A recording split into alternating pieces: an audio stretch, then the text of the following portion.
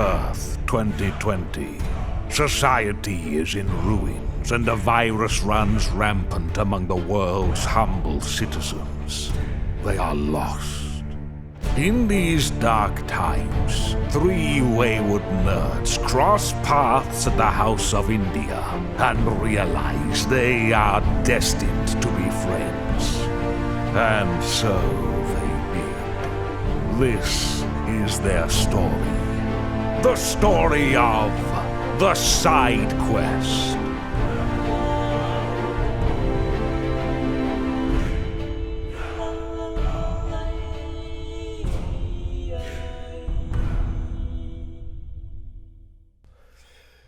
Hey everybody, welcome back to the Side Quest podcast. My name's BJ. And I'm Matt. And Luke is sick again. Hey, you know, we care about your health, Luke, but, I mean, you guys saw the last episode. I was pretty sick on that one.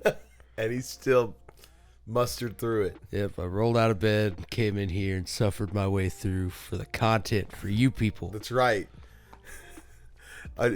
So yesterday Luke texted us and he was like, hey, I don't think I'll be able to. And I said, hey man, like your health is the most important thing.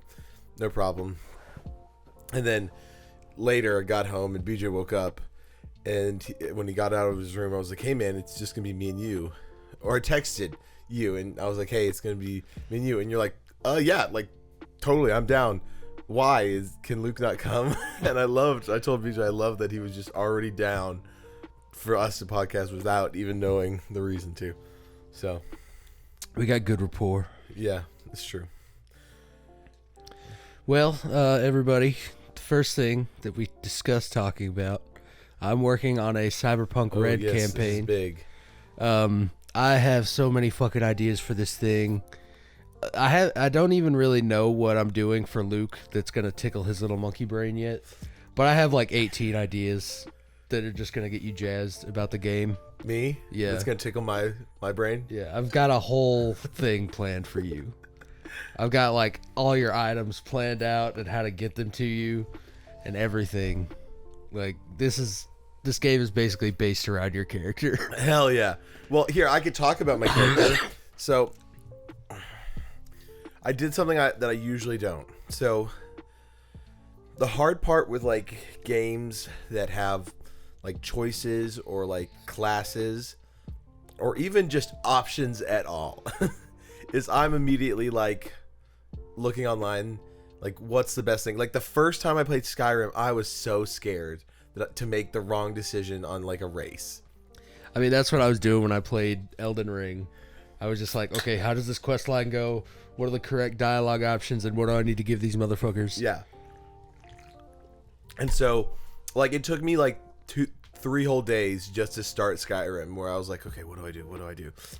And then I finally chose like Redguard, which honestly scales really well because their ability is super useful, which is like once a day you can use the adrenaline rush. Mm-hmm. All the others, it's like resistance to fire, and I'm like, you know, when you get into higher levels, like your little abilities don't matter. But like at higher levels, having refilling stamina like unlimited, that's always going to be good, especially when you have more so stamina. I almost always do Redguard. But it's really funny because like in Skyrim, like the people are pretty racist towards Redguards, because you would like run into like that what's the big city like in the middle? I don't know. The only one that I know is the first one, which is Whiterun. Yeah, so it's in Whiterun, and they're like, hey, have you seen a Redguard lady? A stupid, dirty Redguard lady? And I'm like, whoa, hey, what is that about? I was like, no, get the hell out of here, racists. That seems to be a thing in most fantasy properties, the racism. Yeah, it's true. I mean, even in Lord of the Rings, it's like, you filthy fucking dwarf. It's like, true. Fuck you, you faggy elf. It is true.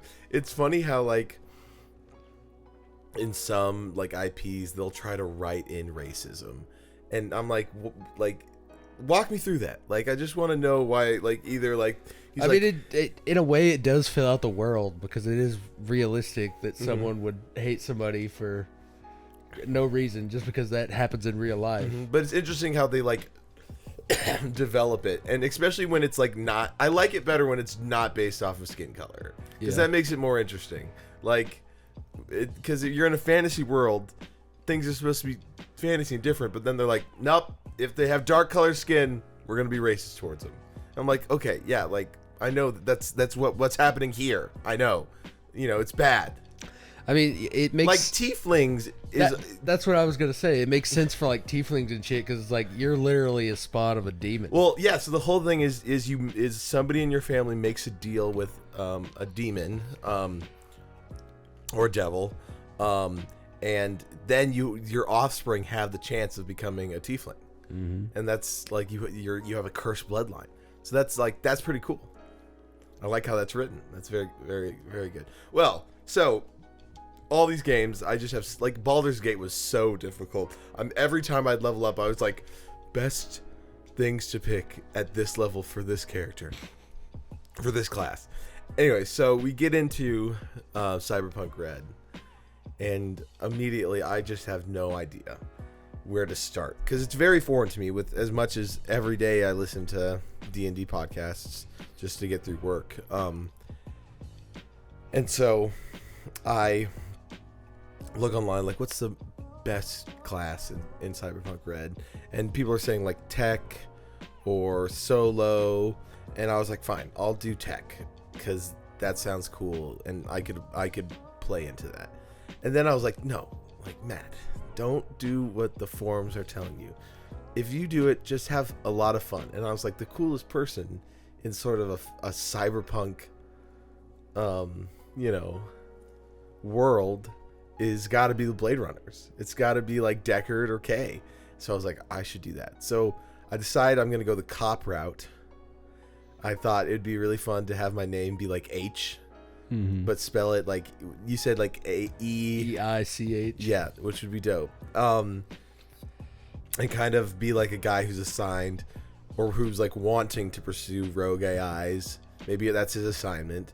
And kind of I hunt them down, kind of like a Blade Runner. And have like a dad who was like a really good police captain that died mysteriously. As cliche as that is, that could play into it. Yeah, a little piece of my own life. Dead dad. So but I didn't know, this is something to discuss with you. The one hard piece is like playing through Cyberpunk is I'm never like partial to the cop, like, or I guess maybe not partial, or like I'm never like looked at the cops in Cyberpunk and been like have any side of empathy. It's like fuck the corpos and fuck the cops. Well, yeah, I mean, and so that's where I'm like, oh, should I just like go solo, pick solo class and be like ex-cop? When you started describing this character to me, the first thing I thought of was River Ward, because in his quest line, his whole thing is he's the only good cop. And everybody else in the department is a cunt. Yeah. And is just being paid off by corpse. It also gives vibes of RoboCop. Yeah. Okay, now that we're talking it out. Yeah, I think it'd be such a fun character to play into. It just would be difficult because my natural instinct of being in the cyberpunk world would be like, fuck the cops, fuck the corpos. Yeah. Because cops are in the corpos' pockets. So, but I think it'd be fun to play. It kind of is like a little paladin-y, Yeah. Like the Valiant. That's very true. Yeah.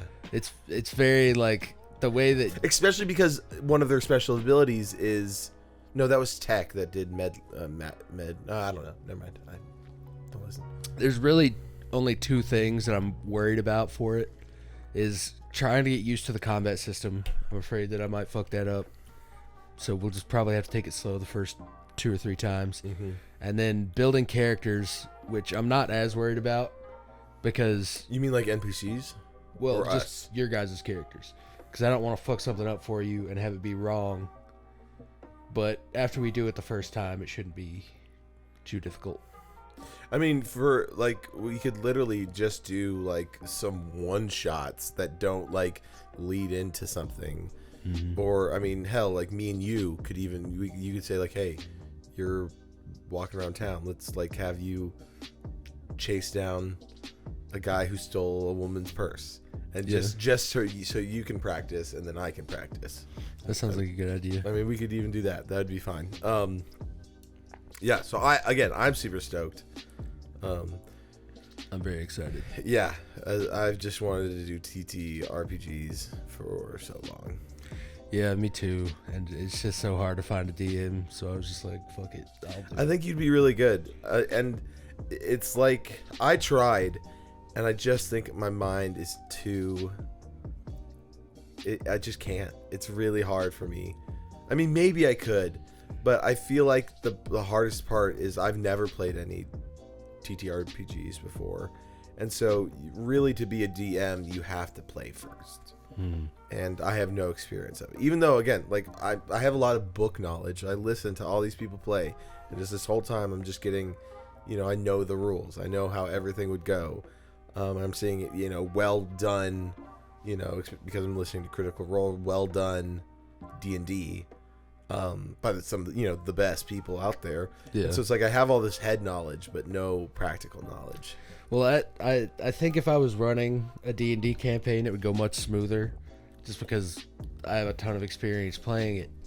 But I really wanted to jump into something like brand new. Okay. Like the idea of it is interesting to me, and we're all into cyberpunk, and there's a lot of lore in Red that really pertains to 2077. So the person who created the cyberpunk thing, was it a book first, or was it the Red first? It wasn't the game. Yeah, I think they came out with a little light novel first, because there's a couple different stories, and even throughout the rule book there's this next 3 pages is just a thing that happens in the world. It's like, okay. So I think it started off with a couple of novels, and then they came out with 2020, which was like 1E for cyberpunk. And then now Red is in the year 2045. Oh, okay. So well before. Yeah. Okay, the game. 2077. Yeah. Yeah, the biggest thing about Red is... The reason it's called Red is because the sky is red from the fucking bomb that Johnny dropped. And they're still dealing with fallout. Really? Okay, so it's close to Silverhand. Yeah, the rulebook starts with the story of Johnny in the tower. Oh, that's amazing. Yeah. That's super cool. I love knowing that it's just Keanu Reeves. Yeah. Yeah. I have some ways to tie that in. Do you think, speaking of 2077 and Keanu Reeves, do you think he paved the way for actors? I mean, more so than other video games. Yeah. Actors in video games. Because, you had, Until Dawn and, Man of Medan. Or even Halo, what was it? Not... what was the most recent one, but the one before? Halo 5, right? Mm-hmm. That had... they had mocap for the other Spartans, not Master Chief. It was Nathan Fillion. He was a Spartan. I mean, yeah, they've had, there's always, mocap. But I think the thing with Keanu and Johnny specifically is that Johnny is such a likable and memorable character that everybody is like, oh. Well, he's just such a big persona. He has such a big personality in the game that I feel like Keanu Reeves also can embody. Yeah, that's true. I think it's just the perfect storm of a character, and other companies seeing that are like, we need to try to... Well, now at the Game Awards, we had, it was filled with actors, and now, Matthew McConaughey comes out and was like, hey, I'm going to be in this game, and then never once did we see his character. Yeah, in the trailer. Mm-hmm. I was telling you from the, what is it called? The other Star Citizen Con for their single player game. It's stacked. I mean, there's Sir Davos is the bridge captain, right? Yeah, and then Mark Hamill's in it. It's huge. So it's very interesting. I probably, if I was in the video game industry, would probably be a little annoyed because for a while they kept the industries separate. Yeah. And then you have these people that are, that are voice actors for characters that are, you know, just well known, you know, like Geralt or Uncharted or the Gears, you know, like people who are just in the industry as amazing voice actors. You know, Matt Mercer, all, you know, the whole cast at Critical Role. I mean, for smaller voice actors, I feel like it hasn't changed too much, just because, like, for a couple years there, every time you had a lead protagonist that was a guy, it was like, all right, you got Troy Baker, Yuri Lowenthal, or that one other guy. What's his fucking name? Anyway, you know what I mean. Yeah. Like at Matt Mercer now. Yeah. But like, you know, small voice actors see that and they're like, well, what's the difference between Matthew Mercer? Yeah, I'm just gonna be soldier number 5. Yeah. I'm not gonna beat Matt Mercer or Keanu Reeves because they're on the same level in that world, in my opinion. Yeah. Except for like Yakuza games, weirdly, because they have this weird like thing where they really want people that look like their characters, so they have a lot of face actors, both well known and not well known. Like there are characters in there that are just like one-off side quest characters that are modeled after a real person, and it's weird. Interesting. Yeah. Okay.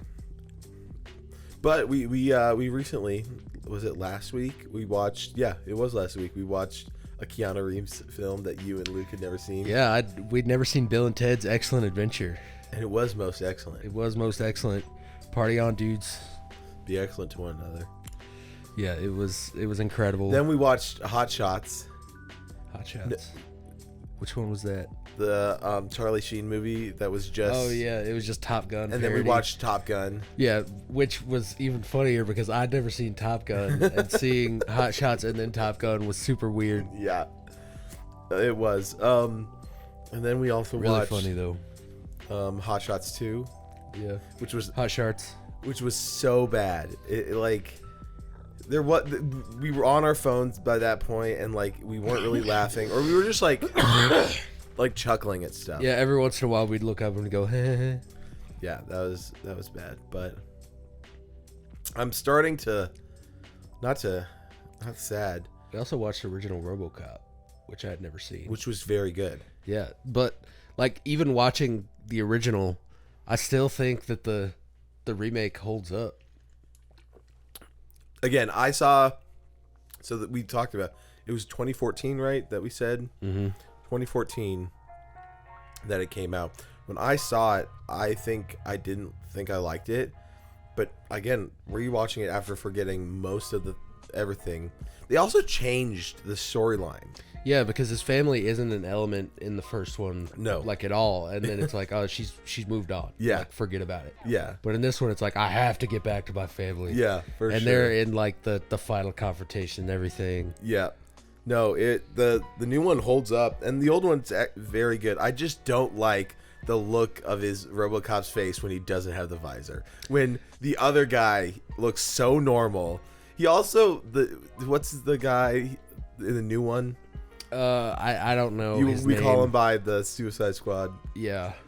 I can't even remember. Sergeant. that name Anyway, now. he has like a really nice, like slender, toned face. He's got like an angular jaw. He's got the Yes. stubble. Yes, He's got kind eyes. The old RoboCop has a very round face, so it looks so weird. And then he has like the Darth Vader helmet with like wires sticking into his brain. Well, it makes sense. It just doesn't work too well practically because Yeah. it's like, yeah, they just peeled off his face and put it on a robot, and Yeah. that's kind of terrifying.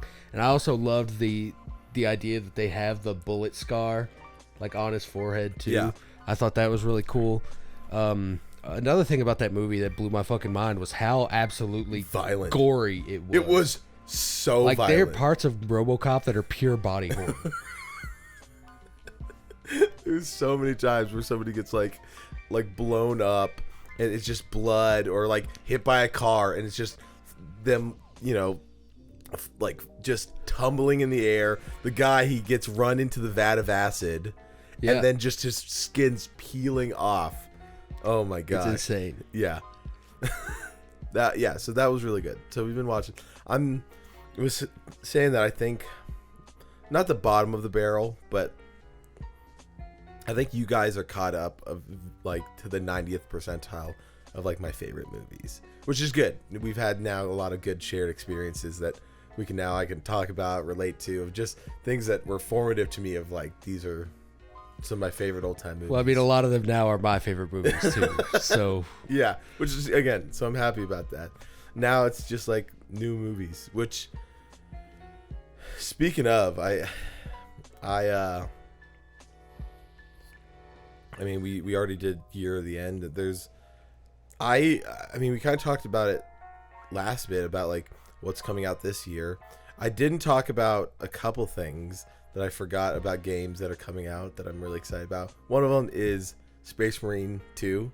Mm-hmm. I'm really excited about it. It looks awesome. It looks fantastic. Even if I don't like the gameplay or if it's just not my style, visually it is stunning. I'm pretty sure it's Unreal 5. Yeah, I think so.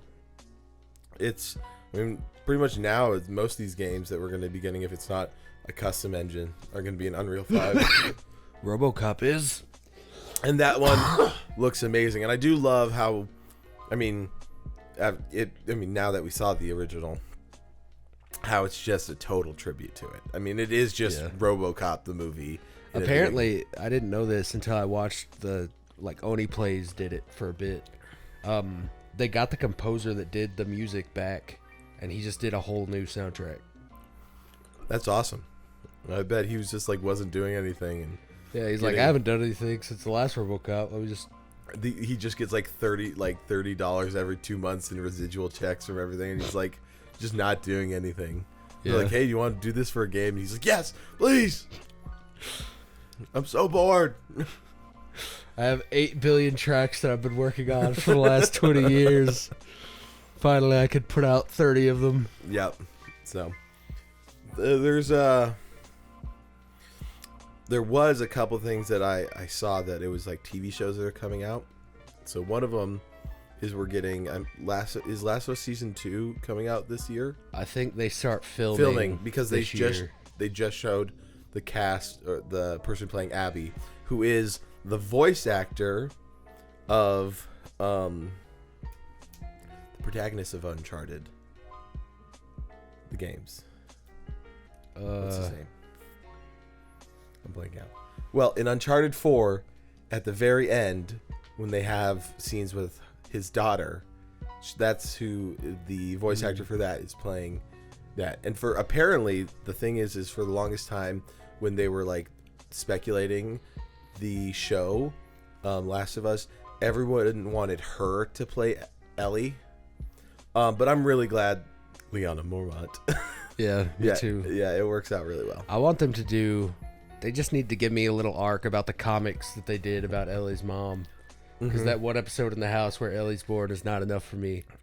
Ashley Johnson. Yeah. I just want more Ashley. I love them paying tribute to the voice actors because Troy Baker's in it. And then also the voice actor for Abby is she was well in the hospital scene. She's the nurse. The nurse, critical role. It's yes, which is really symbolic and crazy. Yes, and gets blown away by Joel. Very symbolic. So there's like a 30-minute scene of Joel just like executing people that are begging for their lives, and I'm like, this feels a little more heavy-handed than the games. I still, even though like some people are just, that feels so real to me. I've talked about it so many times I know like I guess I'm not a good person, but I would. Joel did bad things for good reasons. Okay, that I don't. All these people that are like, no, he deserved to die. It's like, and Ellie should have died to save the world.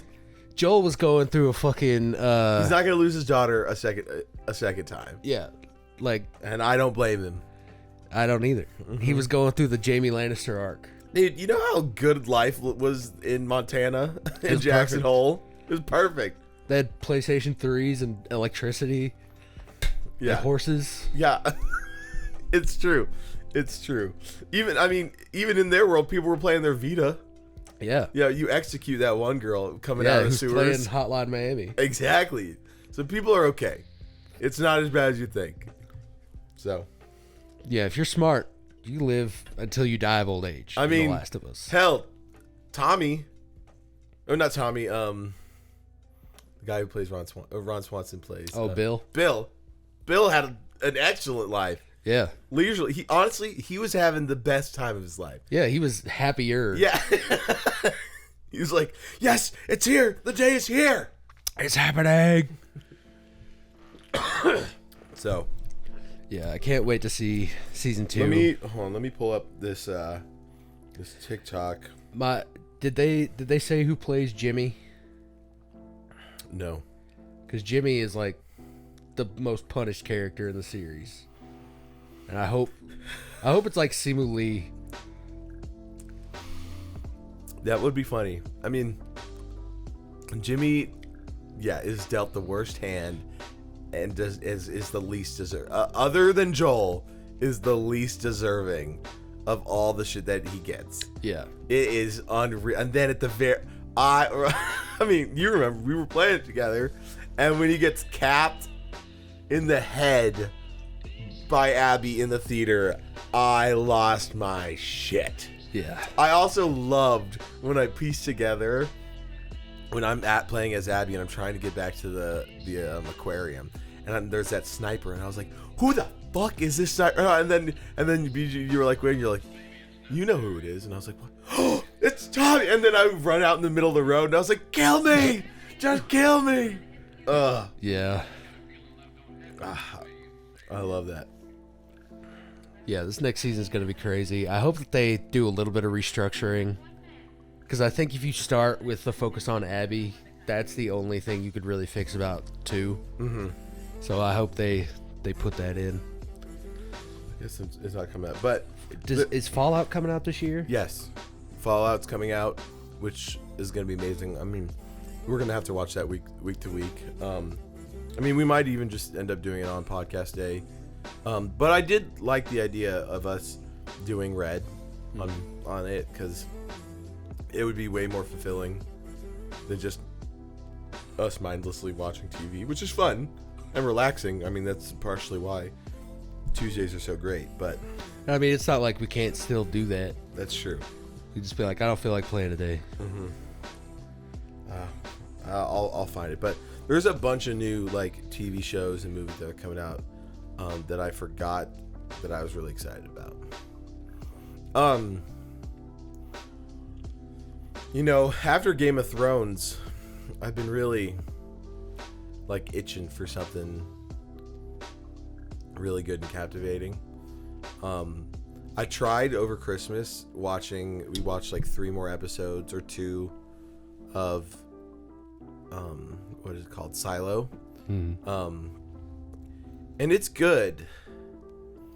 It's just not as good as like, I mean, Severance was like. Severance is fucking incredible. It's when one of the hardest shows to be like, to not watch an episode next. Yeah, the first time I watched it, I binged it in a night. That's exactly what I remember. That the next day you said I watched it all. I was like, how? What the hell? Each episode's like an hour. I was like, I have not slept. But The thing about Severance, like, it's so captivating that I still think about it. Like, crazy stuff is happening in I think we're up to like 5 or 6 now. The crazy stuff's happening, but it's you know, it's all like subtle. Like, that's the thing. It's like all sneaky and stuff like that. It's not like you know, Severance, like they drop a bombshell and then you're just like, oh my gosh, and then, you know, conveniently, you know, they're what is it, their Audi. Yeah. You know, it's like conveniently they switch and you're like, ah, like they're not gonna get anything done. They're just gonna be stuck. So I mean, that apparently just started because of like COVID and the strikes. They like got postponed so much that they're just now filming the next season.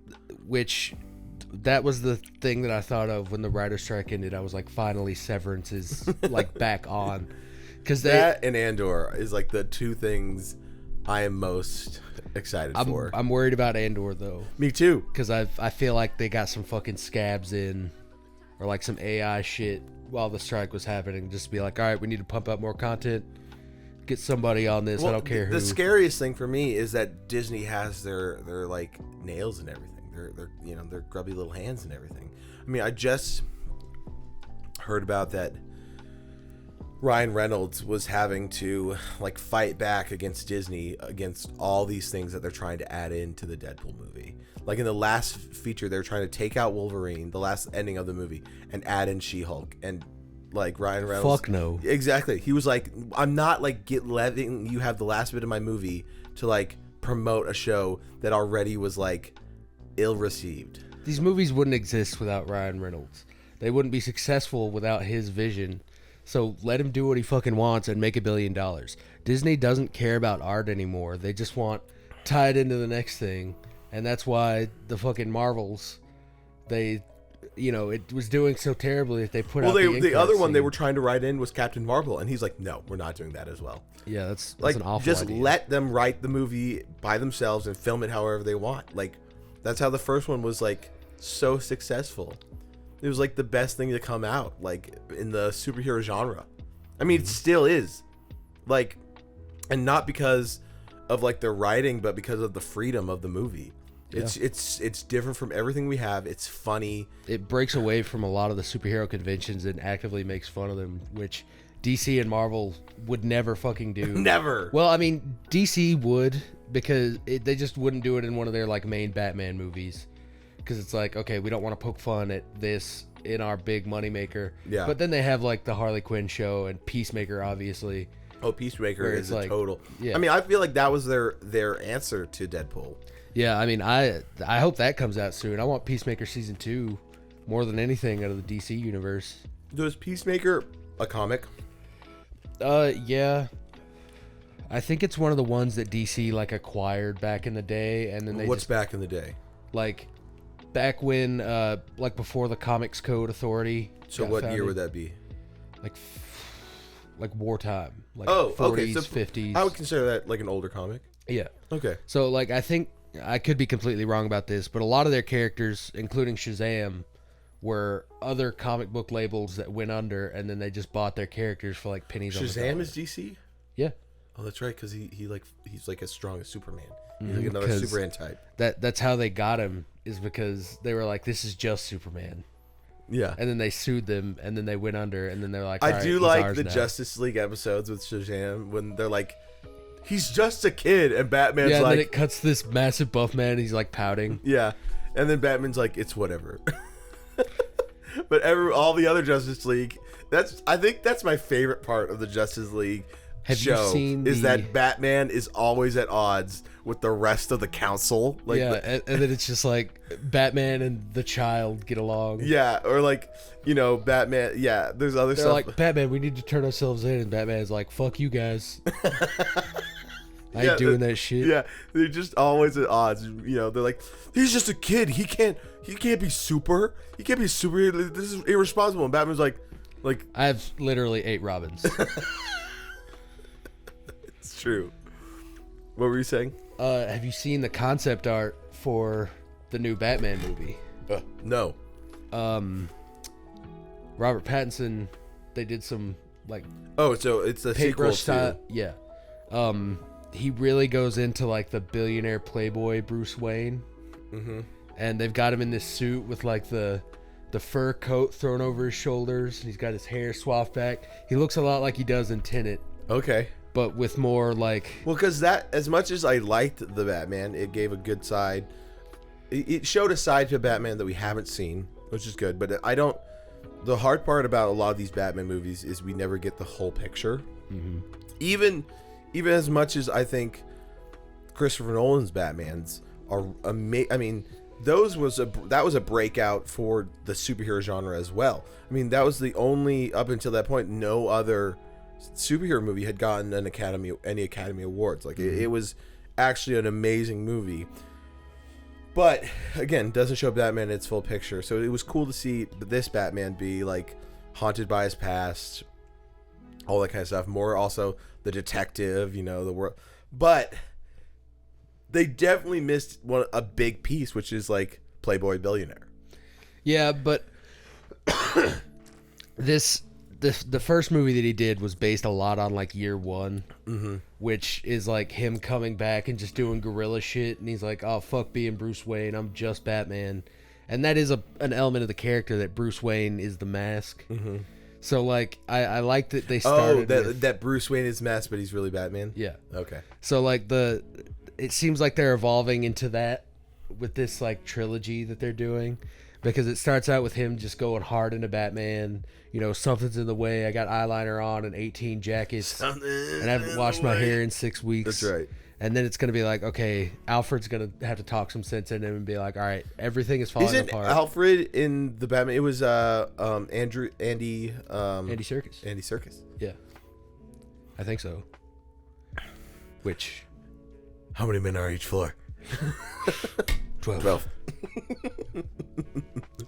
Yeah, they need to do some more with Alfred if he's going to be in that role. Yeah, because Alfred is like the emotional core. So we talked about this before, but that we think the person who plays Ramsey should be the Joker, which would be amazing. But did you see that video I sent you and Luke of it was the Game of Thrones cast hotline?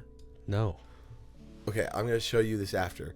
So this was like 4 years ago, kind of towards the end. It was like a Jimmy Kimmel skit, but it was the Game of Thrones hotline where it has all the cast members like answering phones, and a lot of them are doing it in character. And then it cuts to Ramsey, and he's like twiddling a knife, and I was like, yes, I love that. It's very fun. I did find one more thing that he was in, but it sucks. What? The fucking Marvel's Inhumans. I don't even know what that is. It's when they couldn't do anything with the X-Men on screen. They were like, all right, let's just adapt the Inhumans. And the Inhumans are basically just X-Men, but worse. But aren't X-Men still Marvel? Yeah. But it was when Fox still had the rights to like Spider-Man and X-Men, so they couldn't do anything like production-wise with them. So they were like, let's do Inhumans. And the thing about the Inhumans is they all live on the moon. And they basically are mutants, but nobody discriminates against them because they're the only people on the moon. And when they come to Earth, people are just like, oh, they're just superheroes.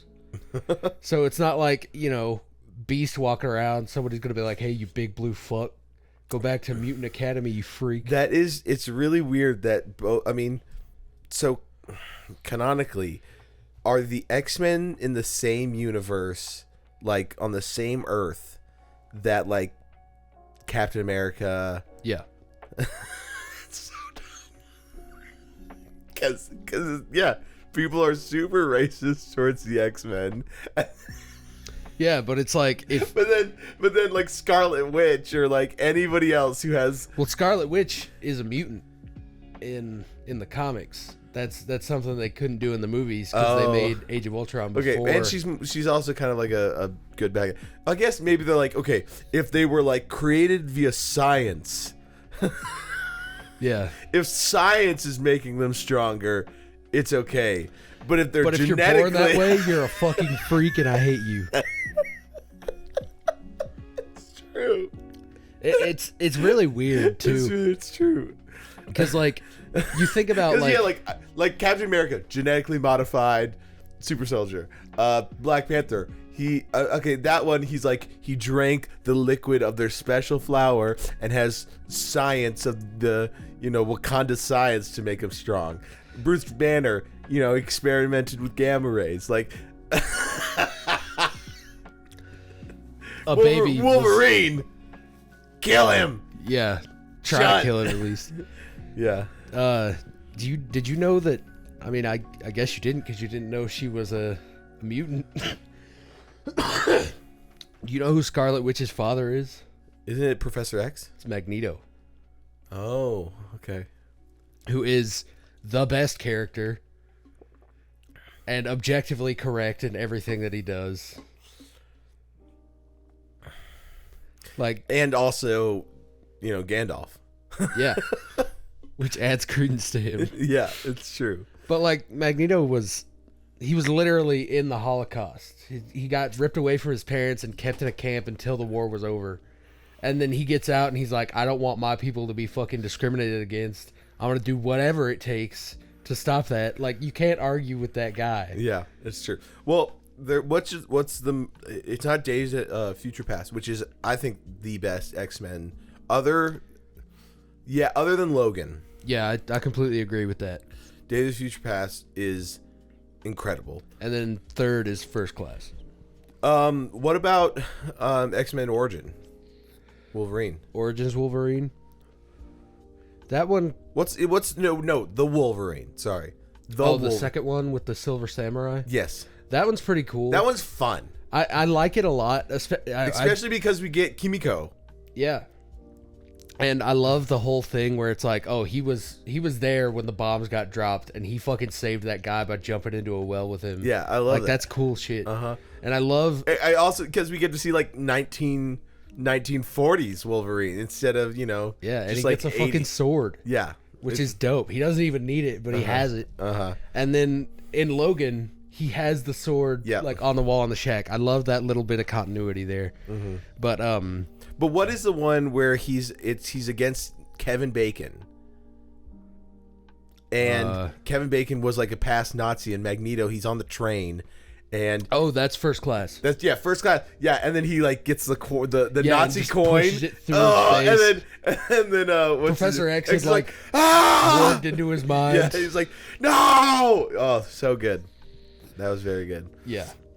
I didn't like what was the one where Oscar Isaac was Apocalypse. That's just called Apocalypse. Age of Apocalypse. That's I think it's the third in that series. Because that was the one where Jean Grey is a big part. Sansa. Yep. But also who's the Jennifer Lawrence? Yes. Yeah, I mean she's kind of the main character. Isn't it the same character? But Sansa is the younger version? No, Jennifer Lawrence plays Mystique. Oh, that's in those right. Movies. Babe. Yeah. I really love Evan Peters as Quicksilver. And I was really pissed off in WandaVision when they were like, oh, we just brought the other universe version of him here, which is way better.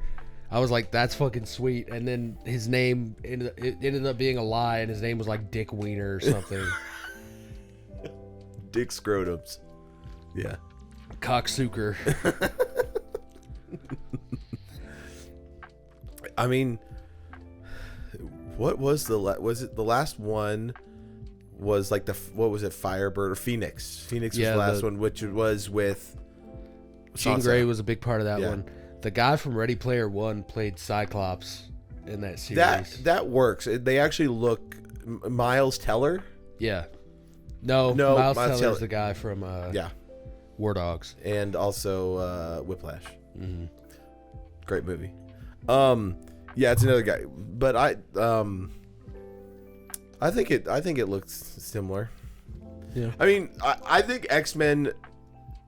I mean, he definitely does a good young Cyclops, which makes sense because they are all still in school for that. Yeah, I think, to me, if I'm like looking at the MCU, or not MCU, just the Marvel universe, I think that X-Men are way more interesting than other than the Avengers. Well, that's the thing. Like when they started coming out with movies and they were like, we're doing Iron Man, everybody was like, nobody gives a flying fuck about Iron Man. And then it went hard though. Yeah, because of Robert Downey Jr. And then, apparently there's so many of his lines are improv. Yeah, I believe it. He's an incredible actor. Yeah. But and was an incredible alcoholic. Yeah. He could drink out anybody. But before that, it was like the only things people gave a shit about were X-Men and Spider-Man, and that was it. Apparently, another thing Disney cut out of the new Deadpool movie was they were trying to make with the SSU, the Sony Spider-Man universe. They were trying to get Spider-Man in the movie, and it didn't work out. Fuck, dude. I know. That's like Deadpool's like in love with Spider-Man. Yeah, they have a whole series of Deadpool Spider-Man crossover comics. I mean, they could have at least gone with like, Andrew Garfield. That would have been cool. They would have vibed. Yeah, they would have. Tobey Maguire. It wouldn't have worked with Tom Holland. It would be funny with Tobey Maguire because I think that what I like is it feels like Tobey Maguire's portrayal in is it No Way Home? Yeah. Or Far From Home? No Way Home. It goes Far From Home and then No Way Home. In No Way Home is, I feel like, it definitely, I mean, which was their whole point. They were pulled out of their universe. So, but it just in that movie, I did like Andrew Garfield's performance and Tobey Maguire's performance because it felt like they just came out of their movies. Yeah. It felt like it was the old Spider-Man that was just like, battle hardened. Like he had just been through so much and has seen a lot more than the other two, and he's older and he's just a little more tired.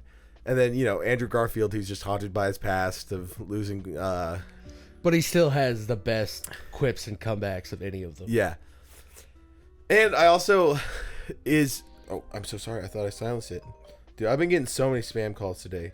Scam likely. Dude, Scam Likely, he's been trying to get me through. I've gotten 2 phone calls today that normally they come up as like, it says like scam potential or like scam on the top, but it says nonprofit. I'm like, dude, these fucking robocallers, they're up in their game. They're like, a nonprofit. They're like signing a form to be a nonprofit. Yeah, like, a nonprofit's calling me. I guess I have to pick up. Gotcha, bitch. Would you like 3 installments of a payment? No, thank you. No, thank you. Yeah, I've been listening to more Dungeons and Daddies, which I don't think we've talked about on pod. I don't think we have. We when we went to Multicon. Okay, perfect. Matt just queued it up and he was like, I think you'll like this. And then we listened to the first episode or 2, on the way there and back, and I was like, I really do like this. And then I listened to 15 episodes, and then the next time I talked to Matt, I was like, hey, I just listened to all of it. And now I'm on episode 60. For me, such a vague thing. Even people that play D&D heavily don't know about Dungeons and Daddies. And I don't know how I got, mostly because Freddie Wong, but I wasn't up to date with Freddie Wong. Freddie Wong, if you guys don't know, he does Rocket Jump. He does a lot of stuff with Corridor Digital, but he did a lot of Rocket Jump skits where it was just CGI skits, and that he would do on YouTube, and he had a whole channel about that.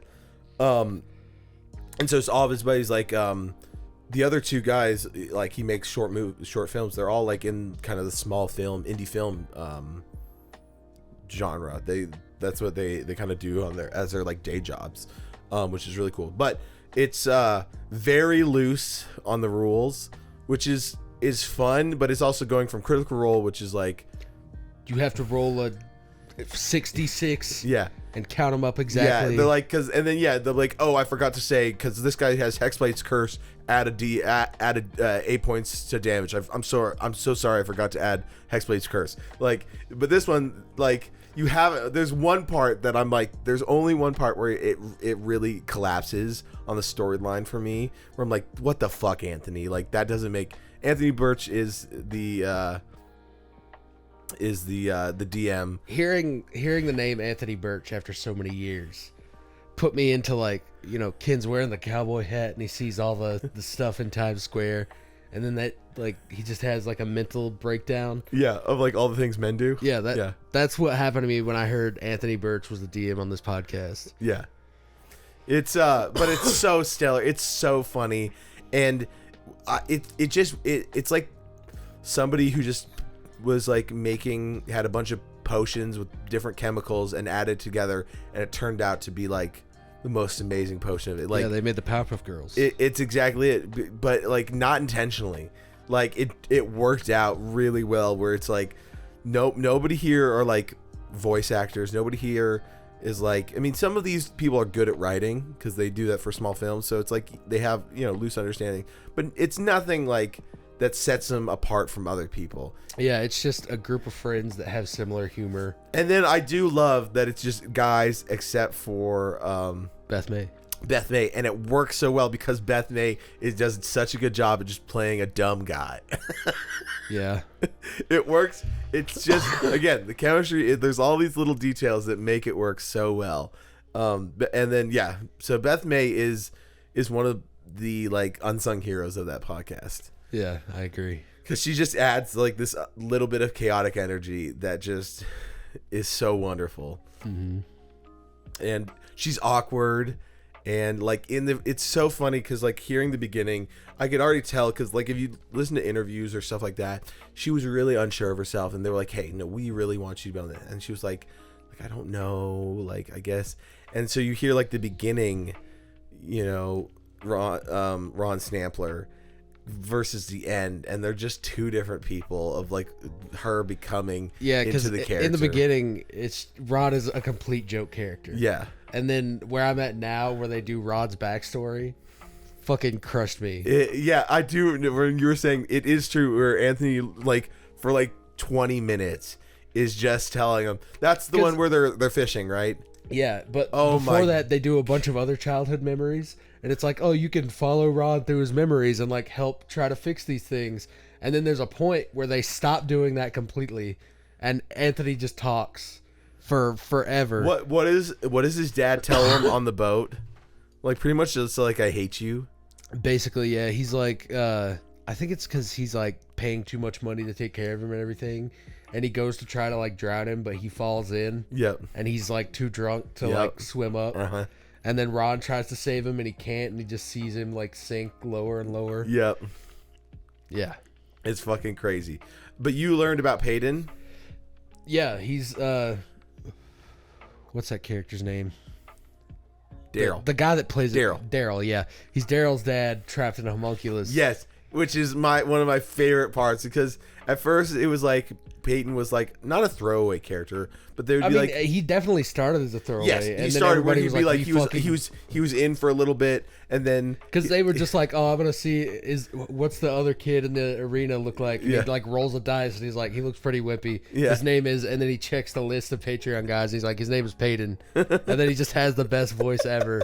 And then they're like, we're bringing Peyton on every adventure. yes, and then they like leave the kids with the frog, and they're like, we're taking Peyton though. Yeah. And then he's like, I got a knife, and he's like stabbing the air, and they're like, Yeah, he literally slashed Glenn's Achilles at one point because he like had the hiccups. Yep. And then you also got through Glenn's trial, which is great. What is Freddie Wong's brother's name? Jimmy Wong, and now he is the cop. He was, and then it turns out that he was the demon in the guitar the whole time. Oh, you got this far? Oh, Yeah. I'm so good. Okay, we haven't talked about that. And now Nick is just completely gone. Yes. And it's like, we're not going to do anything about this? Yep. It's fucking wild. So it's very wild. Again, as much as I have talked about my love for Dungeons and Daddies, I really wanted to like their second campaign, which is the grandchildren of these guys. And they've changed combat even more, where it's like, I don't know, they're definitely, it's very funny, but it's just a little bit harder for me to be into. Like, I've only watched or listened to maybe like 15 episodes, and I haven't listened in the past like 8 months, which is a little sad, but I mean, it's okay. You know, I don't have to like part 2, you know? Yeah. Part 1's perfect. The original, that's all you need. Yeah, part 1's perfect. It's so. There is one thing that I've noticed about Cyberpunk combat that's different than D&D's. And it's that when you take a turn, your action happens in the middle of your movement. Because cover is a big thing in the game. So like there's no such thing as like half cover. It's like you're either behind cover or you're fucking not. In D&D, there's like 3/4 cover, 1/4 cover, half cover, And that's how it was full cover in 1E, and everybody was like, this fucking sucks. This doesn't make it fun. Yeah. So it's like you're basically behind cover, you run, and while you're running you shoot, and then you get behind cover.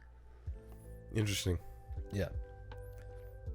Okay, I'm gonna have a lot of battles where there's no well, when's your next day off? Tomorrow. Okay, well, do you want to try to do something tomorrow? Sure. Okay. Maybe we can try. Hell yeah. I won't role play too hard. You know, we could do a little prelim thing. Yeah. I mean, you could like set some stones. It's just, I mean, it could be fun. I mean, it would, but just if you would like to get practice on, you know, where it wouldn't really matter, practice on combat and other, dice rolling things. Let's just do it. Hell yeah. Cool. Dude, yeah. What have you been playing anything? I played this little indie game called Unpacking, which is that one where it's like, oh, you have all the boxes and you have to like put all your stuff in your new room. And it starts out with like clearly a little girl's room and you're like unpacking toys and all this stuff. And it's like, oh, you go to like, she moves away to college. And it's like, oh, you brought some of your toys with you and all this stuff. And then it's like, oh, you move in with like a boyfriend. And it's like, you have this like degree that you had at the last tiny apartment. And there's no space on the wall. So it's like you have to put it underneath the bed. And there's a lot of like environmental storytelling with stuff like that. I've never heard of this, but it sounds interesting. It is interesting. It's kind of in the same vein as like Donut County kind of stuff, where it's like you play it once in like one sitting and then like you're done with it. Okay. But like it's a cute little, like, you gather what's happening through the spaces that you're unpacking and the stuff you have. It's like, oh, you meet somebody new after you break up with that guy, after you move in like back with your parents. And it's like, oh, it's nostalgic seeing all this stuff again. You like pull out your old posters and put them back up and stuff. And then at the end, it's like, oh, you have to unpack like a nursery, and like, there's someone else with you, And it's then like the cycle starts again. Yeah, it's cute. Oh, that is cute. But I played that. That was pretty good. How long did that take you? Like a night, Okay. like maybe 4 hours tops.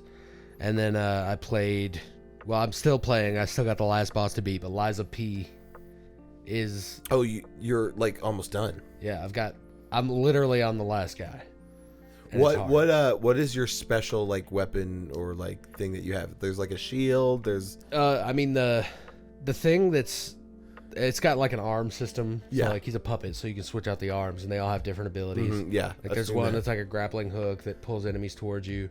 There's one that does like an electric blast. One that's a flamethrower. Isn't there a shield? Yeah, there's a shield, and then when somebody hits it while it's charged, it'll like explode and do damage to them, and then you don't get like staggered or anything from that. The one that I use the most often is like the electrical one, because I use a lot of great swords. So like if I'm in a tight You stun space, somebody, and then it gives you time for like big attack. yeah. But if it's in like a tight hallway, you don't really have room to swing a great sword at all most of the time. So I'll just like spam that until they're dead, and then get to the end of the hallway and get back to the sword. But great level design, better story than most Souls games, just because they have cutscenes and they tell you things. So that's pretty incredible, and it just looks beautiful. Well, like what's interesting about other Souls games is it's not, as you're playing it, it's not telling the story about the person you're playing. It's telling you a story about the world. Well, that's kind of the thing with Souls games I've noticed, is like the story's already happened in a lot of them. Like Elden Ring, that was the big thing. It's like, oh, you just missed all this crazy like Battle of God shit. It's like, yeah, I'm just gonna go kill this guy while he's like taking his makeup off or something. But in this, it's like, I mean, you're following through Pinocchio. yeah, which is cool. And Jiminy is like an AI in a lamp kind of thing, and it's spelled Gemini, and it's very interesting. There's a lot of cool stuff about it. I feel like they feed you the lore better than a lot of Souls games too. Well, like in Souls games, you really gotta, like, if you want to know, you really gotta search. Yeah, you gotta go through a dungeon, find a book that's hidden under 3 elevators. But in this, it's like you just talk to a guy and he'll tell you what's up. Yeah, which is great. Which is still missable, but I don't want to miss it. I want to find it. Yeah. So if you're trying to do everything, you'll find all the lore easily. That's cool. And then you find out all the little conspiracies about what's going on. Who really caused the puppet frenzy? Is Geppetto a part of it at all? Mm-hmm. Is he the person you go for upgrades? He he has this chair where you can activate the P organ, which is like your permanent buffs. Okay.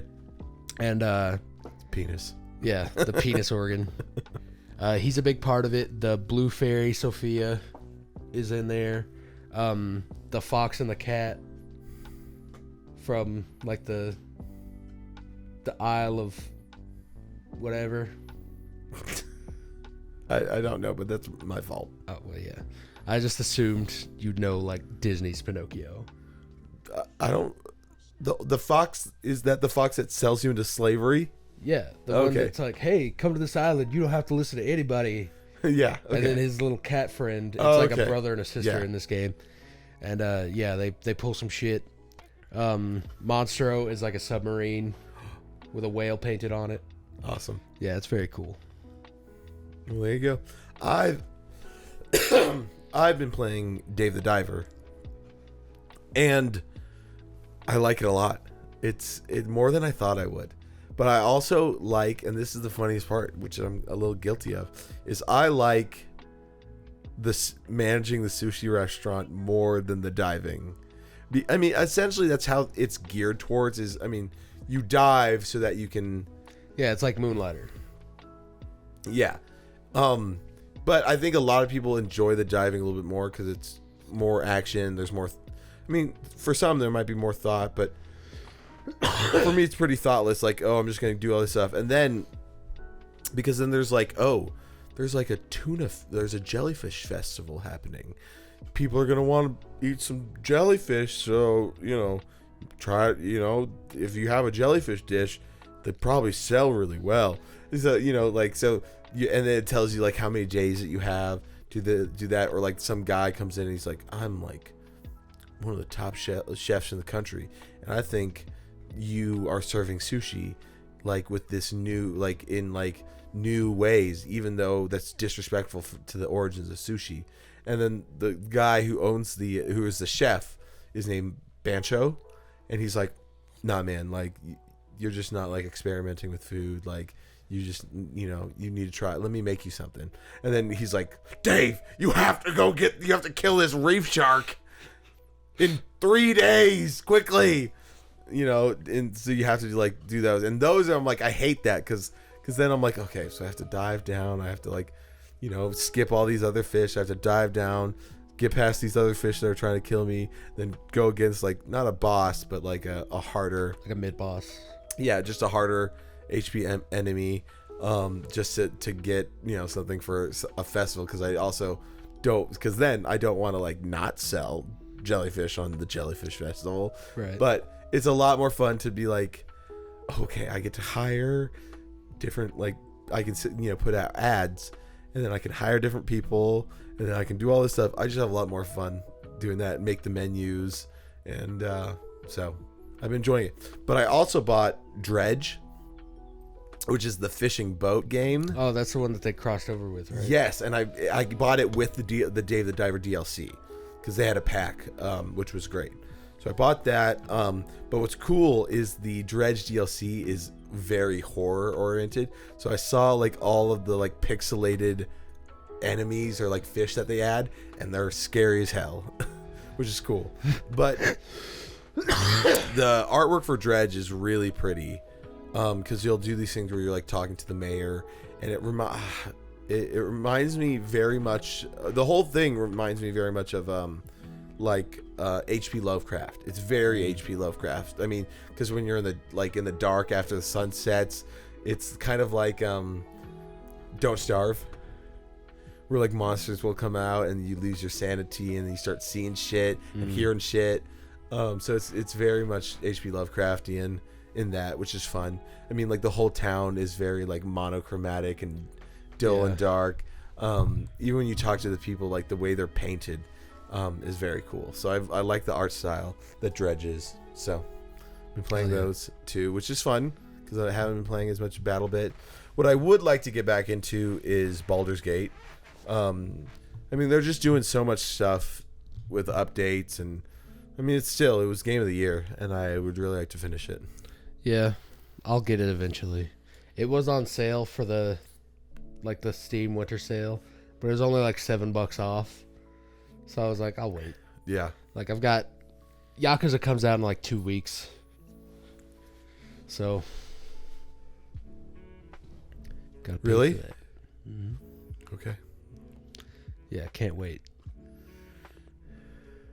It's gonna be crazy. You think? I mean, we already heard Luke's opinion, but you think you're gonna get into like the island stuff pretty heavily? If I get into it and I have fun with it for like the first 10 minutes, I'll probably spend like days on it. Yeah.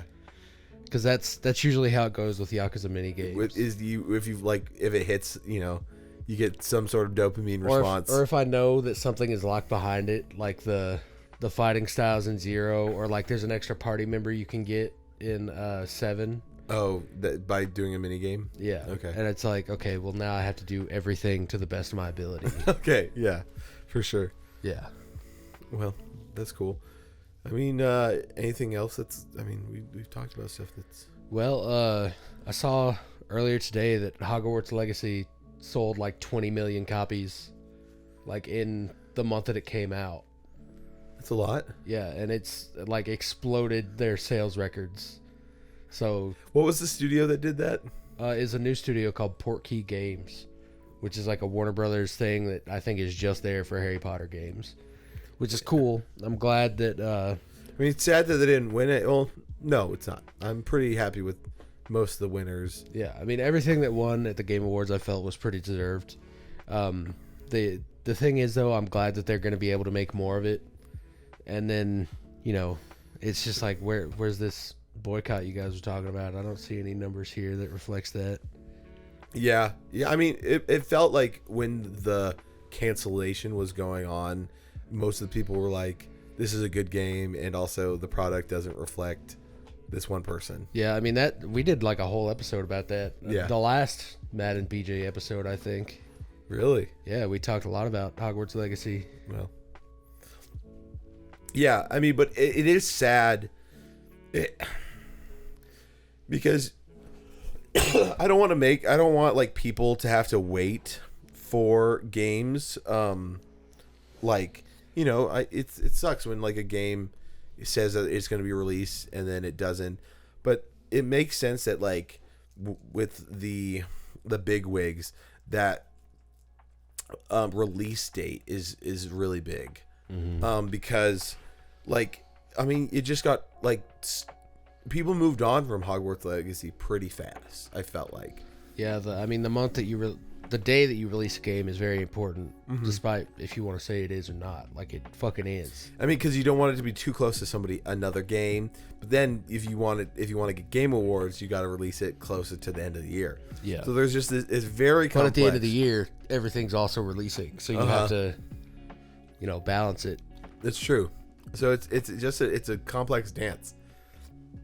Because I mean, what was the other? I mean, Hogwarts Legacy didn't win anything. Neither did Spider-Man didn't win anything, which deserved. Yeah, for sure. It is crazy. I mean, maybe somebody listening is gonna be. Someone's gonna be like, Spider-Man 2 is the best game of the year. Yeah, right. It's like, play one other game. For real. You play fucking Fires of Rubicon and you tell me Spider-Man 2. Yeah, it's like I only play games that are like official Sony releases. Yeah. There are people that do that, and I hate those people. Yeah. I mean, it's the same. I mean, it's almost of the same type of person that just fell in a different lane that like only plays the new Call of Duties, and that's all they play, or like only plays the new Halos, and that's all they play. Yeah. Branch out a little bit. Kevin's been playing Hades, which is cool. He's only up to Meg, so not very far. That was surprising to me when he said that. Yeah, it's very surprising, and that he is enjoying it because all the games that Kevin has said that he's really into are shocking as fuck to me. Outer Wilds. Outer Wilds. I think that was it, or Outer World. Yeah, maybe. Because Outer Wilds is that one that's like that. No, it was Journey to the Savage Planet. No, it was Outer Wilds he played. Oh, it's the Obsidian one. Okay. Yeah. But is that Outer Worlds or Outer Wilds? That's Outer Worlds. Yes. So he played Outer Worlds. It was like over a break, and he was at home here by himself. He did Journey to the Savage Planet, and then he did Kingdoms of Amalur. Yes, which he loved. I was like, what the fuck? What the fuck? And he's like, I love it. And I was like, dude, you have to play Skyrim. It's a better game. He's like, no, man. Amalur's amazing. I love Amalur. And then he gets into Hades, and I'm like, maybe Kevin is like into more things than I thought. He just doesn't know it yet. It's true. But he also sometimes hits like a brick wall and then gives up. Yeah. Which is like, I mean, to be fair, he's not like a big gamer. And so like things that like, I mean, which is, I think why Hades is the most surprising, because that is like quick. You have to quick death. It's a huge turnaround. And also, like, you have to, like, be fast. Mm-hmm. You know, but it's not like a Call of Duty where you're using both joysticks and you're having to track well. It's a single joystick, and you're just, you know, it's top down, so you only got to worry about one or two dimensions of playing. But Hades, it's easy to learn patterns in Hades once you know the enemies and what they look like. Yeah. Like, I think that is a bit rewarding in itself. The hardest fight was not even Hades himself. I think it was the Minotaur. It's the 2-part one. Yeah, where it's you fight the Minotaur and the guy with the Minotaur. Yes, but then I learned that if you chose a pathway, you can fight the Minotaur and early. get into like half health. And Yes. you can just laser him. Yeah, Yeah. very fun. But again, that's such a fast-paced game, though. Like I mean, I remember how sore my hands got after the first day of playing. I was like, my hands are so tired. Yeah. Can't wait for 2. Yeah, I hope that we get a trailer for that soon. that'd be great. But haven't been doing much else. Oh, we've been watching Korean movies. Yeah, with fucking The Beast. The Beast. And this other fucking dog shit asshole Oh cunt yeah, of we a got to movie talk about it. Okay. called Midnight. It's a Korean slasher flick about a deaf girl and her deaf mother, and this guy that just likes to kill people, and he targets them, and everybody in this movie makes the worst decisions. Carmen suggested that we watch this because, you know, she was on deafforum.org. Well, no, I found it when looking up Korean movies, and it had good ratings. It looked cool, and she, you know, it's about a deaf girl, and so, you know, she was like, "Yes, let's watch it. That sounds great." And then we get into it before Carmen passes out, and she's like, "This bitch is stupid." And it's so terrible. Like, every single person of Korea is an awful person, and the cops are dumb as hell. The only good person in Korea is Don Lee. I'm convinced after that movie. Because the serial killer, like, stabs this girl, and then her brother is, like, looking for her. Then the deaf girl and her mom get away, and so they're all at the police station with the murderer. Yeah, and, who just like took his mask off and changed. yeah, into he had a like suit. a COVID mask on, so they didn't really know. And then in the police, like in the police office, he like tries to stab the brother of the girl. And then he flips it on the And then, brother. yeah, the brother's holding a knife to him, and the cops come in, and they're like, He has his sister's phone. The mom sees it, and she sees the picture of the sister on the phone, and then he's like trying to intimidate her into not telling the police about it. So he puts his briefcase on her lap, which is just full of knives. And then he turns around to talk to the police. Why wouldn't you grab one of the knives? You're sure this is the guy. Grab one of the knives for security, put it like under your leg. or and like then- go to the police and be like, yeah, just like turn the bag over. I mean, like, I get, obviously being deaf is really hard and people are really dumb. Yeah, but it's not that hard. It can't be that hard where nobody's willing to listen to you on anything. Well, that's what I'm saying. It's not, I don't think it's on the deaf people. That's the deaf girl and her mom. It's on the police for being so dumb. And then they're like, "Oh, sorry, guy, that the brother like tried to stab you. He's crazy. He just is trying to find his sister." So they tase him, let the other guy go. Yeah, in front of the girl and the mom, and they're like, "He's the fucking guy. He did it." And he's like, "Oh yeah, hold on." And he turns around. He's like, "I'm so sorry about what happened," and then he just goes back inside. Yeah, the police are like, come back, and they're like, "I'm so sorry.